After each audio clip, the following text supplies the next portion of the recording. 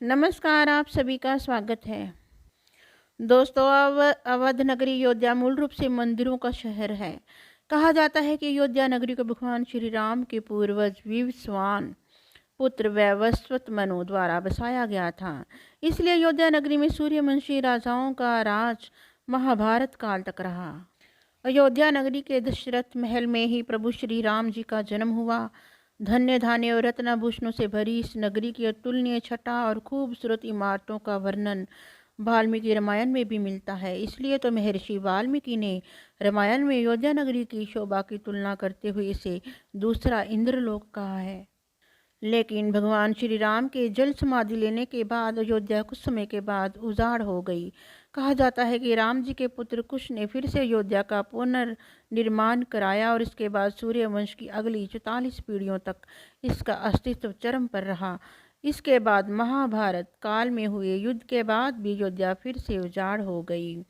पुरानी कथा कहानियों के अनुसार प्राचीन काल में भगवान श्री राम के जल समाधि लेने के बाद और महाभारत युद्ध के बाद अयोध्या के उजाड़ होने और फिर से बसने का वर्णन मिलता है। लेकिन श्री राम जन्मभूमि अयोध्या और यहाँ बने श्री राम मंदिर को एक नहीं बल्कि कई बार आक्रमणों का सामना करना पड़ा।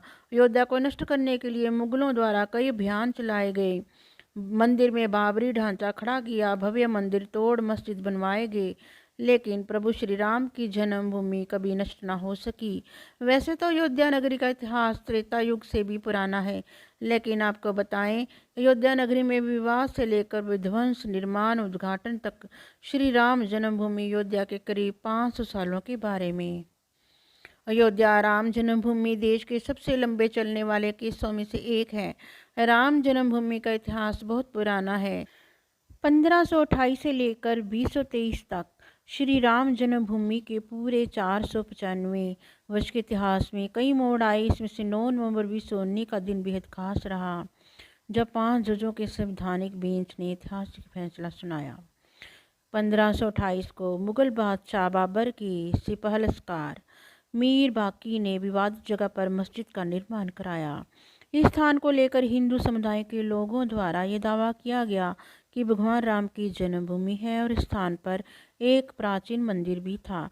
हिंदू पक्ष के लोगों ने मस्जिद में बने 3 गुंबदों में एक गुंबद के नीचे भगवान राम का जन्म स्थान बताया।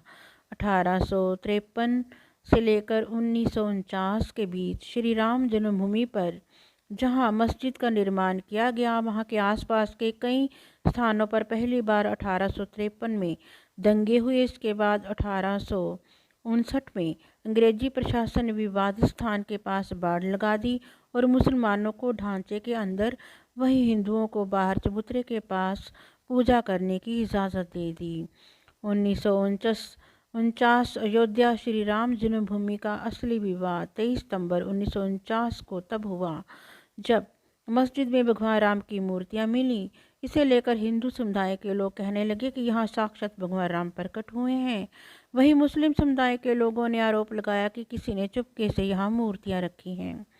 ऐसे में यूपी सरकार ने तुरंत मूर्तियों को वहां से हटाने के आदेश दे दिए, लेकिन जिला मजिस्ट्रेट डीएम के नायर ने धार्मिक भावना को ठेस पहुंचाने और दंगों को भड़काने के डर से इस आदेश में असमर्थता जताई।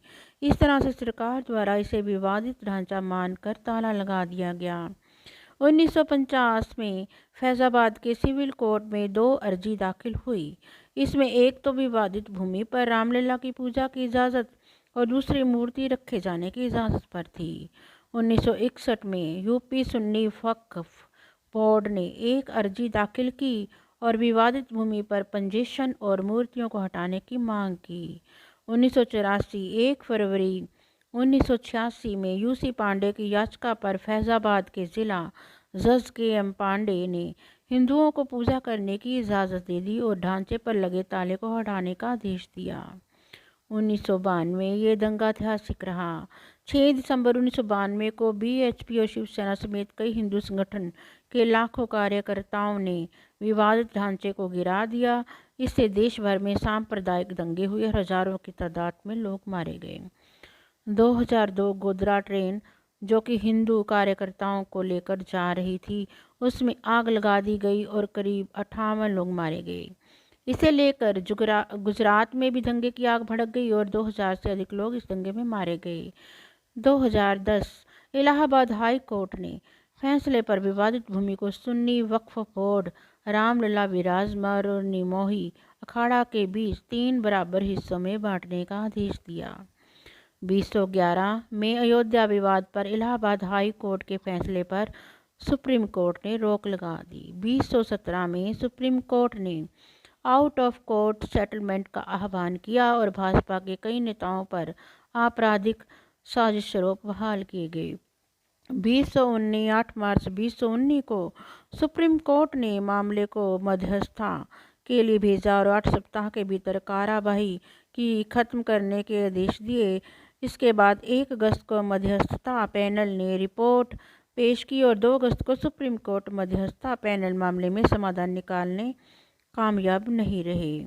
इस बीच सुप्रीम कोर्ट में अयोध्या मामले को लेकर प्रतिदिन सुनवाई होने लगी और 16 अगस्त 2019 को सुनवाई पूरी होने के बाद फैसला सुरक्षित रखा गया।